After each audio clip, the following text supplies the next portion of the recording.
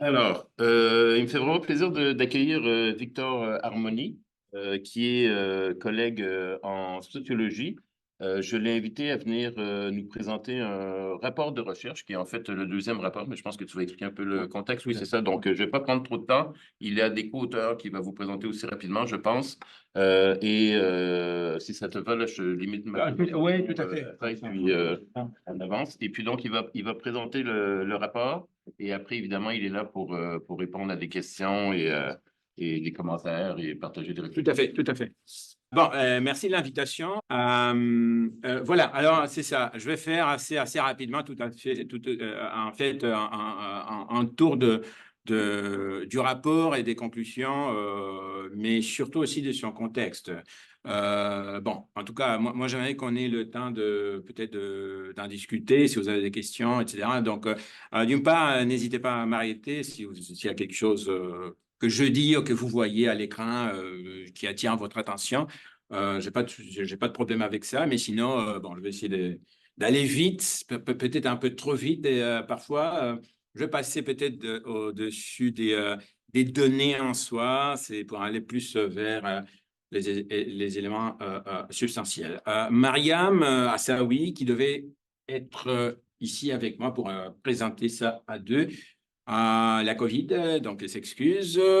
Évidemment, ce que je présente ici, c'est le fruit d'un travail de longue haleine avec Marianne, bien sûr, Alicia Bochwan-Kite, qui est prof de travail social à McGill, et Massimiliano Moulone, qui est professeur de criminologie à l'UDEM. Voilà. Alors, le contexte général, en 2017, vous avez une ou des recommandations de la ville de Montréal. Bon, sa commission sur la diversité, la commission sur la sécurité publique, qui ensemble demandent au SPVM, entre autres, donc d'ouvrir ces données à une équipe indépendante de chercheurs pour examiner donc les tendances en lien avec le profilage racial. En 2018, donc, il y a une première équipe qui est sollicitée, qui se met au travail, qui va d'abord être bon, à 2, puis à 3, éventuellement à 4. On va produire en 2019 un rapport final donc d'un mandat qui a duré à peu près 2 ans. Avec 5 recommandations. Je vais en parler peut-être, en tout cas d'une certainement.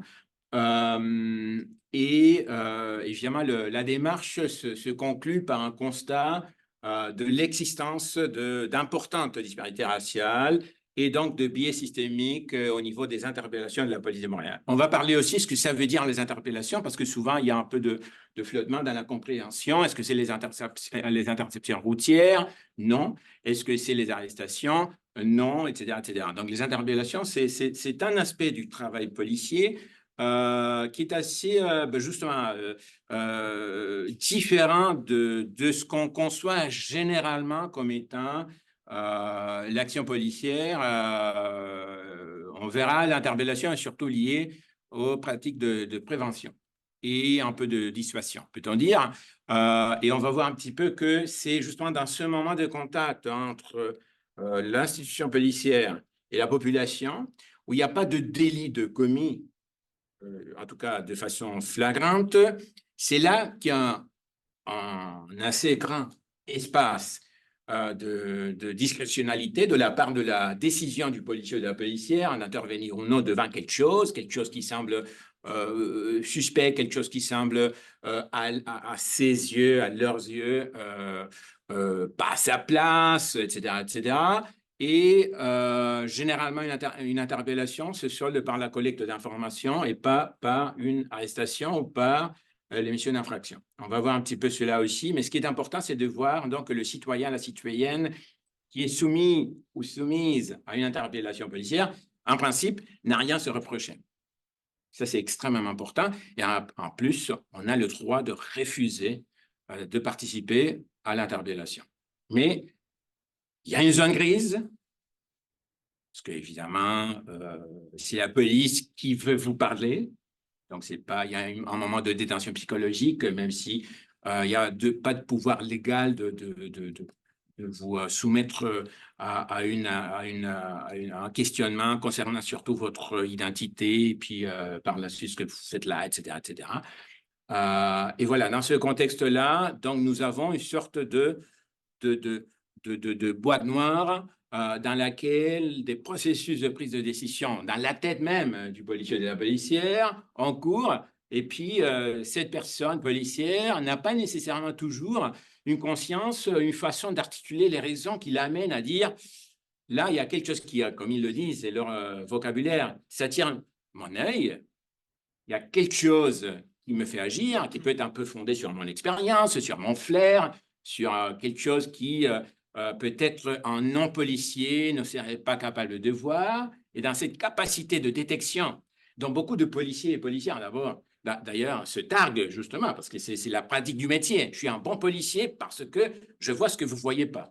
Et je suis capable de prévenir avant que le délit ait lieu.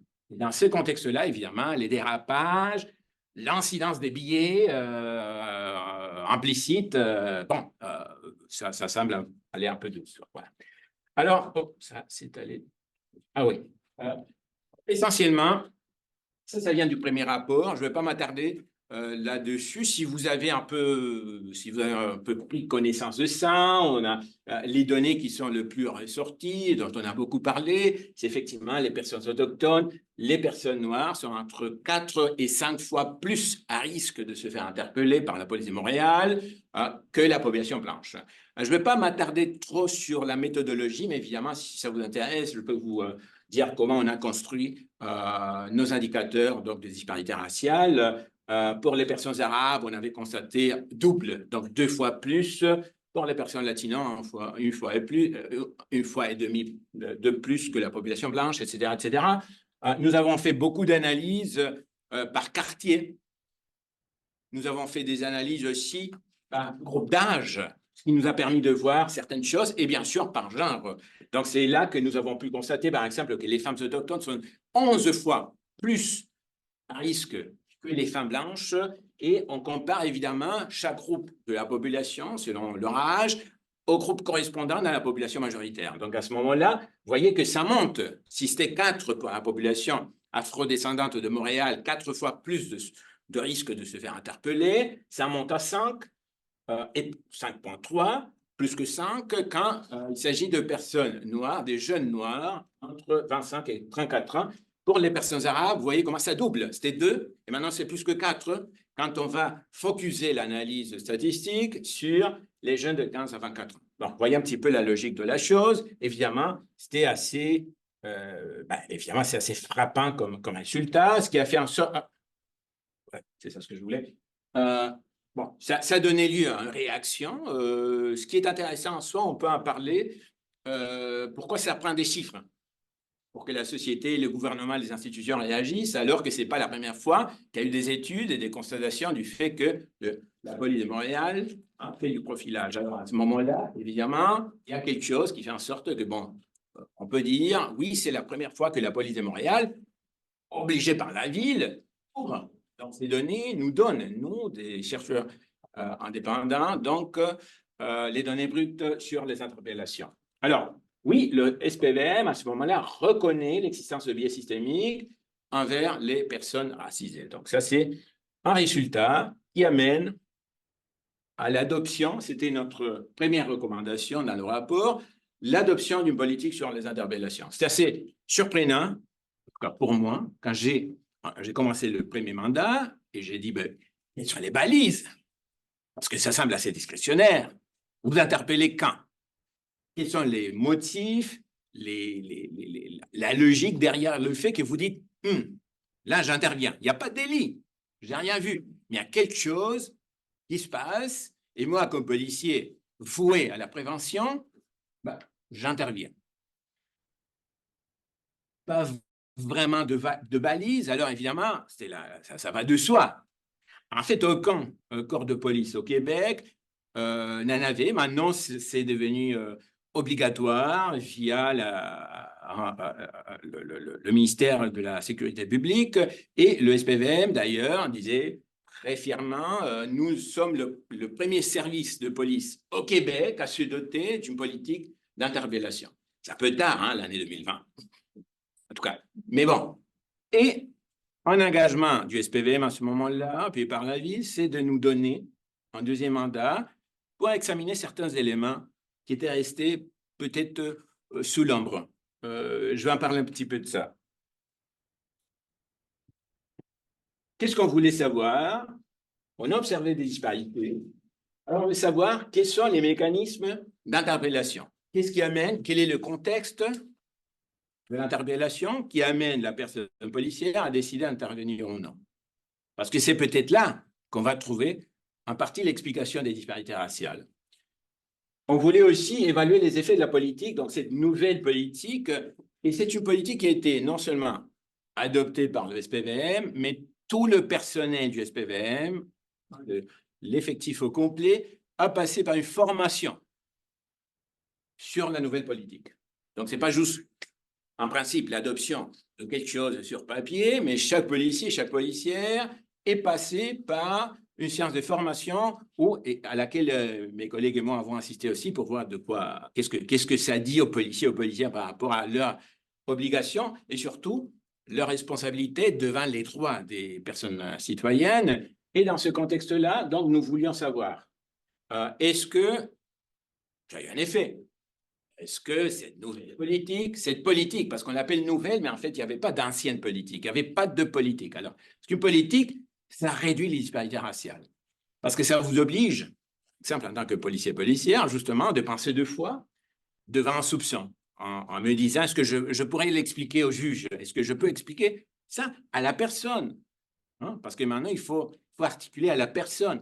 Maintenant, je veux dire, c'est balisé. C'est dit dans la politique d'interpellation que le policier, la policière doit expliquer à la personne pourquoi cette personne fait l'objet d'une interpellation. Ce n'était pas clair si c'était obligatoire. En tout cas, c'était obligatoire, mais ce n'était pas clair. Alors, bon, voilà, c'est devenu clair.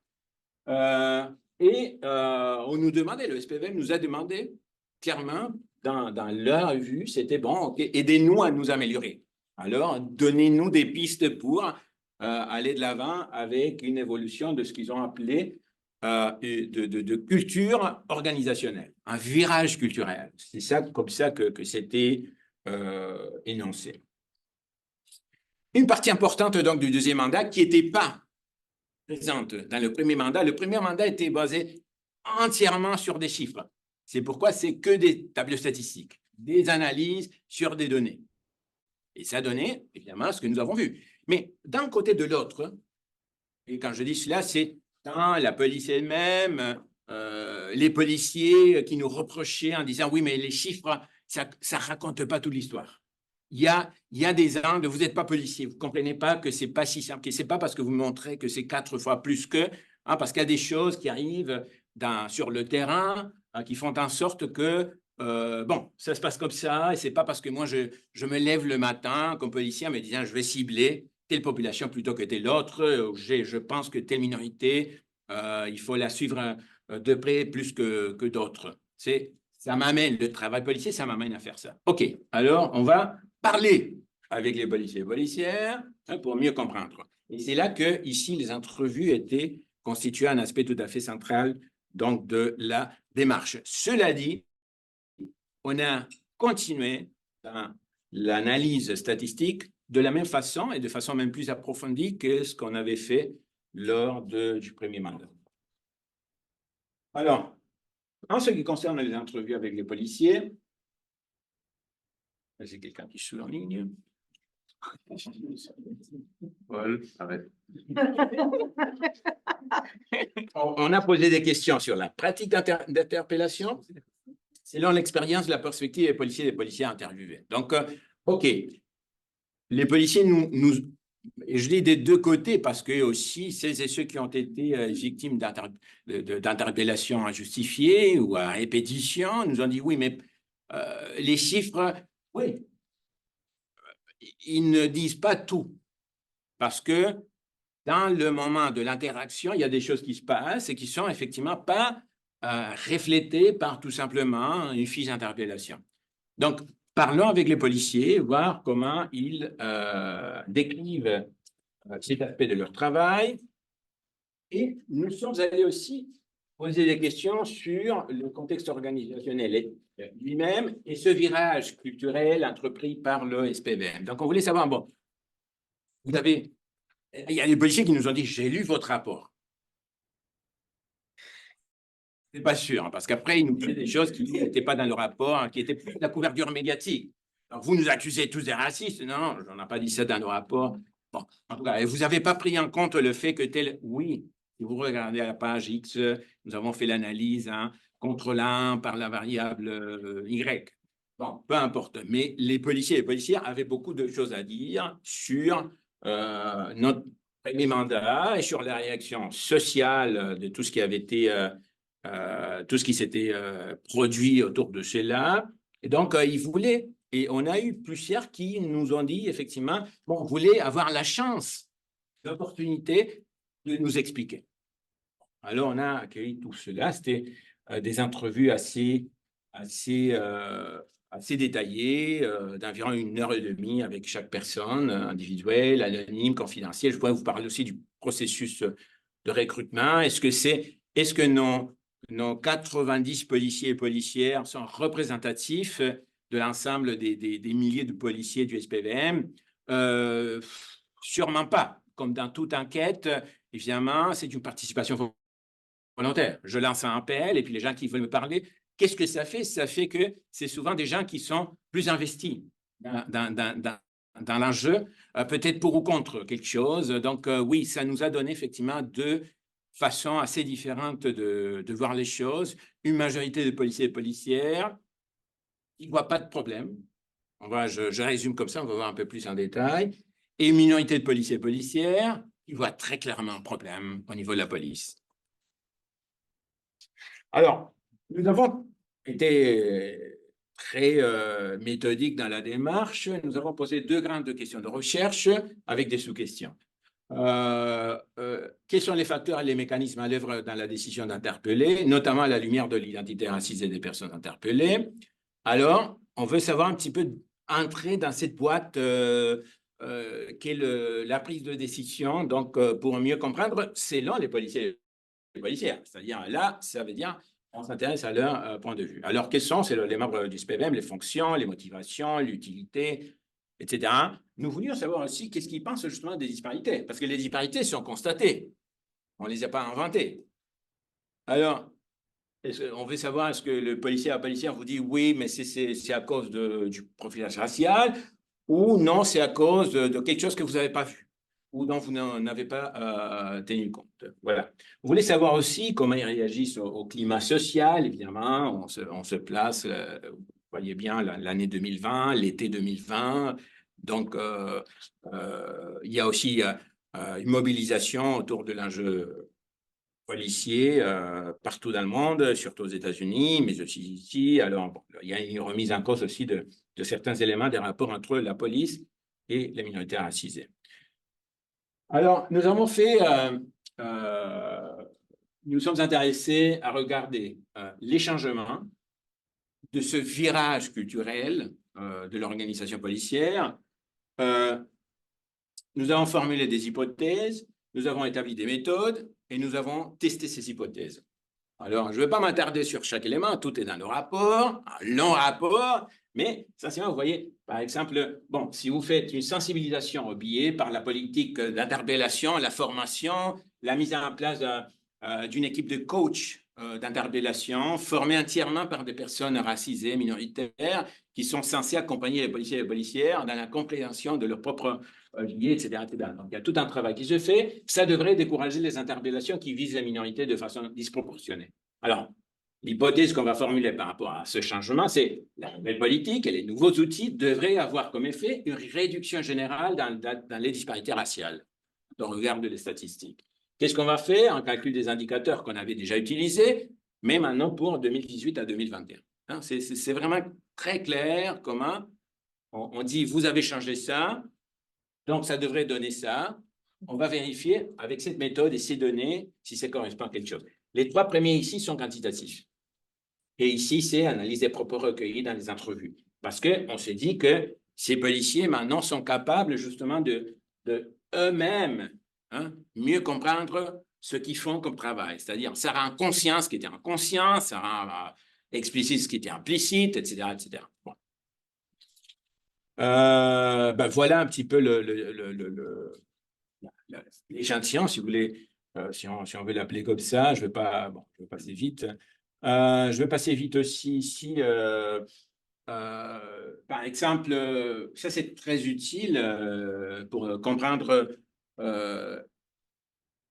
les fonctions effectivement de l'interpellation, parce qu'on voulait savoir ce que le policier et la policière pensent de cet aspect de son travail. Est-ce que ça sert à quelque chose? Est-ce que ça vous permet de faire quelque chose d'important dans votre travail de policier? Je vais en poser aussi la question, est-ce que s'il n'y avait plus d'interpellation, qu'est-ce que ça provoquerait comme résultat, etc., etc. On va voir un petit peu quelle a été la réponse. Mais essentiellement, c'est valider des suspicions. Donc, je vois quelque chose, je me dis, c'est la nuit, et il nous donne toujours à peu près les mêmes exemples. À 3 heures du matin, secteur industriel, donc pas de résidence, jeune homme avec un sac à dos qui semble regarder les fenêtres. Bon, on peut se dire, il y a quelque chose, je ne sais pas. Alors, évidemment, et ce qui est intéressant et ce qui est important de souligner, que c'est pas... Parce que là, on pourrait peut-être être d'accord, tout le monde, que, bon, OK.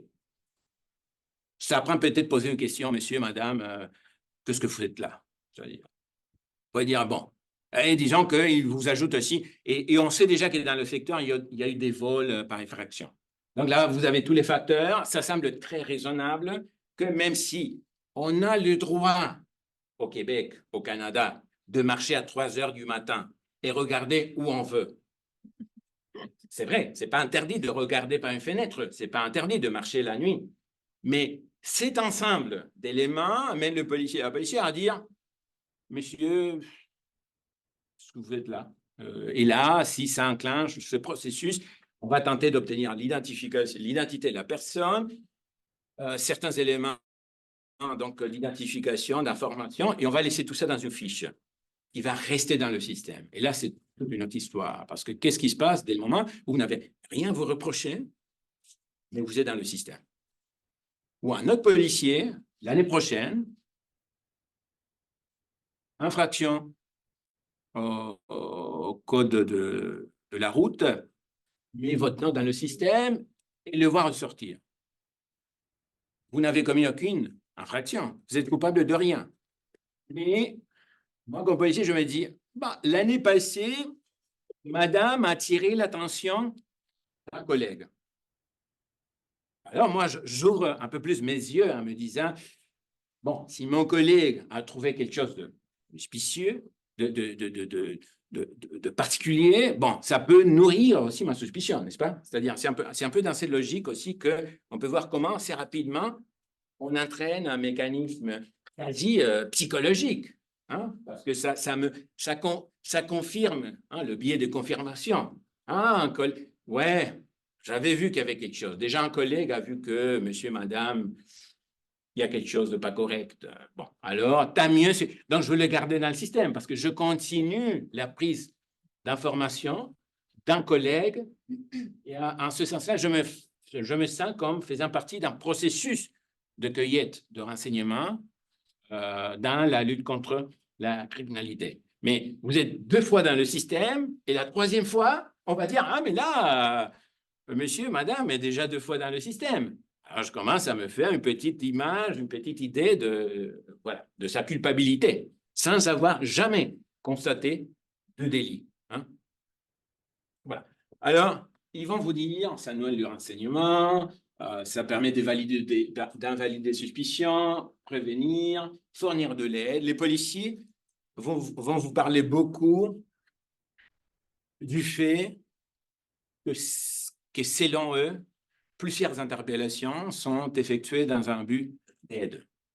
Ils nous ont souvent contesté les chiffres concernant les personnes autochtones en disant ce n'est pas une interpellation de répression, c'est une interpellation d'assistance. nous avons, dans le premier mandat, nous n'avions pas vraiment les outils pour en distinguer. Deuxième mandat, nous avons réussi à distinguer et ça explique rien. Donc, ça ne veut pas dire que parce qu'ils aident les personnes autochtones, ça explique pourquoi les personnes autochtones sont plus à risque. Voilà. En fait, je pense que j'ai un petit peu, justement, c'est ce que on a fait un tableau où on dit ce que les policiers disent et ce que la réalité dit. Et souvent, c'est démenti. La réalité dément les explications policières. Mais nous avons vu aussi, les policiers le disent ouvertement, ça fait partie d'une motivation, bon, c'est pas dit ici, mais d'un avancement de carrière. C'est quoi un bon policier? C'est un policier proactif. C'est un policier qui ne reste pas assis dans sa patrouille, dans sa voiture, à boire un café, à manger un beignet, n'est-ce pas? Un policier, c'est un policier qui connaît son terrain, qui collecte des informations, c'est un peu l'image qu'on s'est fait, si vous voulez, à la télé. C'est le policier sur la job constamment. Bon, mais il y a un peu cette image de soi. C'est un métier. On veut se voir, on veut être reconnu par mon commandant, par l'institution. Je ne suis pas vieille école qui attend à ce qu'on m'appelle pour intervenir. Comme je disais, je détecte, j'observe, je développe mon flair, etc., etc. Et aussi, ça me motive. Parce qu'il y a un élément qu'on avait déjà soulevé dans le premier rapport, c'est la question du point de vue du policier et du citoyen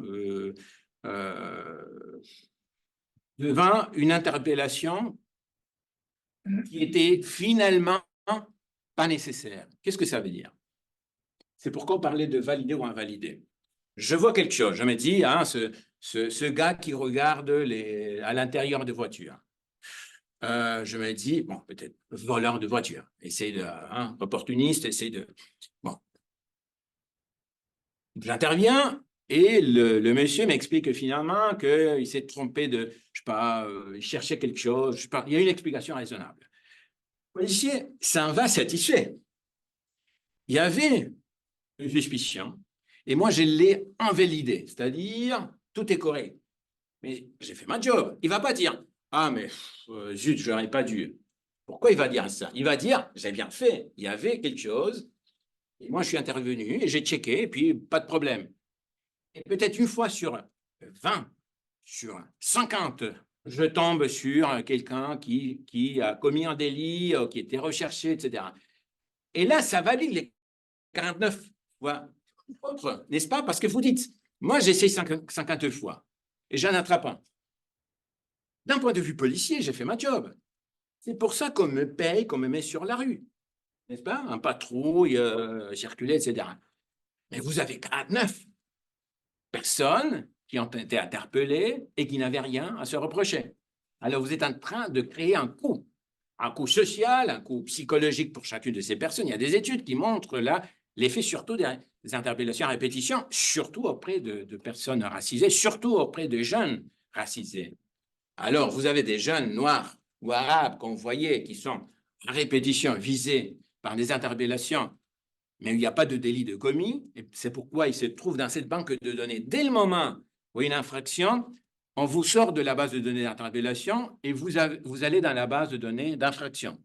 Ça veut dire que toute personne qui se trouve dans les bases de données que nous avons analysées, c'est des personnes qui, devant la loi, sont innocentes. Point la ligne. Bon, alors, ça c'est un peu la synthèse sous question. On va voir un petit peu un aspect que nous avons soulevé en conclusion du rapport, c'est que pour les policiers, la police, les interpellations sont cruciales dans le rôle de prévention et de lutte contre la criminalité. Et pour eux, ne pas faire des interpellations, c'est dangereux pour la sécurité publique.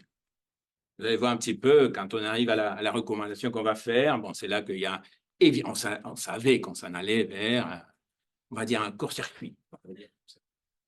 Selon les policiers, quand on critique les interpellations, c'est parce qu'on ne comprend pas. parce qu'on ne comprend pas l'ampleur ou la dynamique ou les processus ou même le métier de policier. Donc, vous, comme non-policier, vous opinez de choses que vous ne comprenez pas, mais vous avez déjà entendu parler, je veux dire, vous tous et toutes, de la question du désengagement policier, hein, le risque de désengagement policier. Alors, l'idée de désengagement policier, c'est que devant tellement de critiques, d'accusations, d'utilisation des médias sociaux, etc., les policiers et les policières interviennent moins que nécessaire, vont s'abstenir d'agir. Donc, dans le cas de l'interpellation, c'est un peu comme dire, je vois quelque chose, j'aurais agi normalement, parce que je pense que ça prend la présence policière, mais puisqu'il s'agit de personnes de telle éthnicité, et je ne veux pas me retrouver filmé, etc., moi, je n'interviens pas. Mais qui va payer ce coût? Vous, la population, qui serait moins protégée devant la criminalité. Comprenez? Donc, il y a un raisonnement assez particulier, d'autant plus que, encore une fois, je ne suis pas un spécialiste, mais j'ai lu suffisamment, et je ne sais pas si vous connaissez cette littérature, ce domaine de recherche, mais ce n'est pas clair que les interpellations, les street checks aux États-Unis, par exemple, apportent quelque chose de décisif dans la prévention et la lutte contre la criminalité. Il n'y a pas... Nous citons des études qui montrent en fait que ce n'est pas clair. La réponse est bien non ou on ne sait pas trop. Mais devant on ne sait pas trop quelle est l'utilité de l'interpellation, devant des interpellations qui produisent des coûts, comme je viens de les décrire, évidemment, encore une fois, vous voyez un petit peu comment la recommandation qu'on a fait commence à s'établir. Nous ne sommes surtout pas parti au mandat, on n'est pas parti dans ce mandat en se disant on va arriver à dire que finalement il faut tout arrêter. On a, comme on croyait que la politique allait avoir un effet significatif et on a constaté que les données montrent autre chose. Alors voilà, un peu, ça c'est un peu, on en parle dans le rapport, c'est important, donc l'idée de la suspicion qui est à la base donc, de l'interpellation. Parce que, regardez, si je suis un policier et je vois un délit, je suis obligé d'intervenir. Ce n'est pas un choix. Le choix peut être au niveau de la méthode, de l'approche, de tout ce que vous voulez. Mais essentiellement, il n'y a pas d'ambiguïté. Ici, on parle justement d'une situation qui, par définition, est ambiguë. Il me semble qu'il y a un délit qui a été commis, qui est en train de se commettre, qui pourrait être commis dans un avenir et au cas où j'interviens. Donc, il y a une prédiction. Donc, on demande, parce que la société demande de la prévention. Nous-mêmes, quand on nous vole le vélo, on dit où était la police pour surveiller? Hein, je dis nous, la population. On entend souvent ça. Donc, on veut plus de présence policière, on veut être rassuré par les patrouilles qui passent devant chez nous, etc. etc. Donc, il y a une pression sociale envers la police pour que la police agisse de façon prédictive. Pas après l'incident, mais avant. Mais dans ces prédictions, la marge d'erreur, sans dire, peut être immense. Et si on va seulement se fier sur l'intuition, l'expérience, le savoir-faire de personnes, professionnelles, certes, mais et sûrement la plupart avec de bonnes intentions, mais le résultat est celui qu'on a constaté par les analyses statistiques. Et par un rejet de ces constats par beaucoup de policiers, voire par un déni de l'enjeu lui-même. Hein? Le profil racial, c'est les militants anti-police qui font ça, qui disent ça, qui essayent de... etc. etc. Bon, voilà. Alors, on a vu assez de ce type de narratif au niveau des entretiens et on a vu effectivement ce narratif aussi qui met en relation interpellation et sécurité publique. Donc, vous voulez protéger comme population, laissez-nous faire un job. Et ça veut dire interpeller. On commet des erreurs, peut-être. Il y a des excès, maybe. Mais vous nous demandez de vous protéger, et c'est la façon de les faire, alors que nous, maintenant, on leur dit, je ne suis pas sûr que votre méthode est la bonne, d'autant plus qu'il n'y a pas de recherche qui soutient, qui défend votre point de vue à ce niveau-là. Je vais passer vite. Ça, c'est les données. On peut revenir si vous voulez. Nous avons constaté, évidemment, il y a l'effet de la pandémie. Ça, je n'ai pas mentionné, mais bon, on a fait une partie du mandat en contexte de pandémie. Ça a changé le rôle de la police, ça a changé le comportement de la population. Donc, il y a plein de choses qui ont compliqué l'analyse. Je suis dans les interpellations, mais pas aussi dramatique qu'on l'aurait pensé, d'autant plus qu'on était presque tout le monde dans leur maison. Mais ce qui est assez intéressant, c'est de voir que les tendances, les disparités sont stables. Donc, soit le nombre absolu d'interpellations augmente ou descend, la proportion par ethnicité demeure plus ou moins la même. Donc, ça montre qu'il y a un phénomène structurel, systémique, évidemment. Bon. Les tendances, donc, nous, le premier rapport s'arrêtait ici. C'était de 2014 à 2007 inclusivement. Nous avons ajouté 4 années. Les chiffres montrent une tendance stable, alors qu'ici, vous avez la nouvelle politique, la formation. Est-ce que c'est trop peu de temps pour évaluer l'impact? Ben, peut-être. Mais on avait tout de même l'année 2021. On aurait dû voir quelque chose. Hein, et on n'a pas vu de changement. Parfois même, on a constaté une augmentation des disparités. Juste un mot aussi sur cela, pas pour entrer dans les détails, mais à la différence du premier mandat, ici, nous avions des informations sur quelque chose d'extrêmement important. Quel est le motif invoqué par le policier pour interpeller? Parce que c'était ajouté aussi un des changements, ce virage après notre rapport, c'était de mieux donner au niveau de la fiche d'interpellation qui est remplie par le policier et la policière, mieux donner les informations du contexte. 2 choses essentiellement. Pourquoi j'interpelle? Donc, menu déroulant.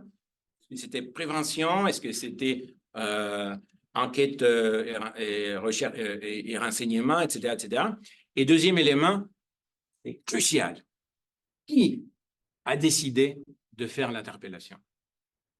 Est-ce que c'est une initiative policière, donc l'individu policier qui dit « j'interviens » ou c'est un policier qui répond à un appel, à une plainte citoyenne? Et ça fait une grande différence, parce que souvent les policiers nous disaient « oui, mais vos disparités, ça ne tient pas compte du fait que parfois c'est les racistes sont les voisins qui appellent pour dire ben, il y a un groupe de jeunes de X, Y, Z ethnicité au coin de ma rue, et puis ils sont bruyants, et puis je pense qu'ils se chicanent. » Alors la police dit, nous n'avons pas de choix. On intervient, on envoie 15 voitures pour un jeune. Ça, c'est souvent aussi ce qu'on voit dans... C'est comme ça. Et après ça, ils disent, mais c'est pas moi. Alors, vous avez compté ça comme, hein, je vise des jeunes de telle ethnicité. C'est que madame, monsieur m'a appelé.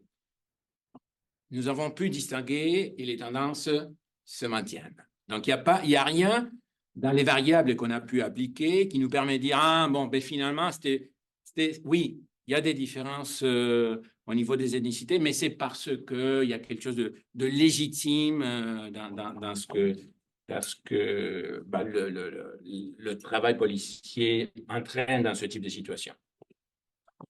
Bon, voilà. Au niveau quantitatif, les données ne confirment ni n'infirment dans ce cas-ci, mais ici, c'est les données contredisent cette hypothèse, les données contredisent cette hypothèse, les données contredisent cette hypothèse. Donc, méthode scientifique, les hypothèses sont rejetées, donc les changements n'ont pas donné lieu à un véritable virage culturel comme souhaité par la direction du SPVM. C'est à ce moment-là, donc, que nous arrivons, bon, il y a une réflexion aussi sur ce que d'autres juridictions canadiennes font actuellement ou dernièrement autour de ça. C'est pas qu'à Montréal qu'on discute de ça, évidemment, vous le savez. On met tout ça en contexte, mais on arrive à une seule recommandation, qu'il soit décrété le moratoire de toute interpellation policière qui ne soit pas... Bon, je n'arrive pas à lire parce que c'est qui ne soit pas lié ou orienté par l'enquête d'un crime spécifique ou par le soupçon raisonnable d'une activité illégale. Donc, si le standard légal de ce qu'on dit, le soupçon raisonnable est atteint et peut être articulé, bon, le policier, on ne dit pas qu'on ne peut pas intervenir si je vois quelqu'un en train de commettre un délit ou j'ai de forts soupçons raisonnables et articulables du fait que le délit est sur le point d'être commis ou vient d'être commis. Pas plus que ça. Donc, on restreint vraiment la discrétionnalité des policiers. Voilà. La réponse. Malgré un nouveau rapport sur leur profilage, le SPM maintient les interpellations policières aléatoires, continuant à Montréal. C'était la fin de l'histoire. Voilà. Aléatoire, carrément. Oui, aléatoire, je pense que c'est un terme un peu, c'est pas très précis. Dans la presse, dans les journaux, les médias, on parle beaucoup d'aléatoire. On peut entrer un peu dans c'est plutôt discrétionnaire, aléatoire. Voilà, je pense que ça nous laisse une quinzaine de minutes peut-être pour parler.